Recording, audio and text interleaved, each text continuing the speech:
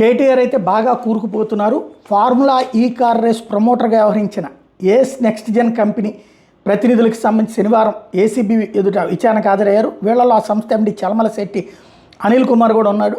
వాళ్ళ నుంచి వివరాలు రాబట్టేందుకు ఏసీబీ అధికారులు ప్రశ్నలు సంధించారు. క్రీడల్లో ఏమాత్రం లేని మీ కంపెనీ ఇందులోకి ఎందుకు దిగింది, ఎవరు మిమ్మల్ని ఆహ్వానించారు, ఆ సమయంలో మీకు ఏ విధమైన హామీలు ఇచ్చారు, ఒప్పందానికి ముందే బీఆర్ఎస్ పార్టీకి ఎలక్ట్రల్ బాండ్ రూపంలో 41 కోట్ల మొత్తం ఎందుకు ఇచ్చారు, రేసు ద్వారా మీ కంపెనీకి లాభం వచ్చిందా నష్టం వచ్చిందా, ఒప్పందం అమల్లో ఉన్నప్పటికీ రెండో సెషన్ పూర్తి చేయకుండానే ఎందుకు వైదొలిగారు, ఇలాంటి ప్రశ్నలు అడిగారు. 3.5 గంటల పాటు కొనసాగిన విచారణలో కేటీఆర్తో ఉన్న సాన్నిధ్యం మీద ప్రశ్నించారు. ఫార్ములా ఈ కార్ రేసులో ప్రమోటర్గా ఉండబోతున్న విషయం మీకు ఎప్పుడు తెలిసింది, మిమ్మల్ని ప్రమోటర్గా ఆహ్వానించింది కేటీఆర్ఏనా, ప్రమోటర్గా అవకాశం లభించనున్న సంగతి తెలిసే రేసు ప్రారంభం అవడానికి ముందే నెక్స్ట్ జెన్ ఏస్ రేస్ కంపెనీలని ప్రారంభించారా, అప్పట్లో మీకు రాష్ట్ర పురపాలక శాఖ అప్పటి మంత్రి కేటీఆర్కి మధ్య జరిగిన సంభాషణలు ఏంటి, ఇది అనిల్ కుమార్ని ఏసీబీ ప్రశ్నించింది.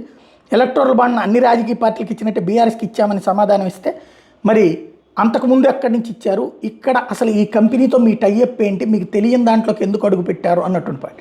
ఇదే పాయింట్ రేపు ఈడీ అడిగితే పూర్తిగా బుక్ అయిపోయినట్టే, సమాధానం ఉండదు. ఎందుకంటే అప్పటికప్పుడు పుట్టిన సంస్థ పార్ట్నర్గా చేరడం, ఆ తర్వాతన డబ్బులు ఇక్కడ ఇవ్వడం అన్నటువంటిది, ఎలక్ట్రల్ బాండ్స్ ఇవ్వడం అన్నట్టు. ఎలక్ట్రల్ బాండ్స్ ఇవ్వడం చట్టరీత్యా నేరం కాదు, కానీ ఈ ఉద్దేశంతో ఇచ్చారన్నటువంటి క్విడ్ ప్రోకోకి ఆధారం కింద చూపెట్టడానికి అవకాశం ఏర్పడుతుంది.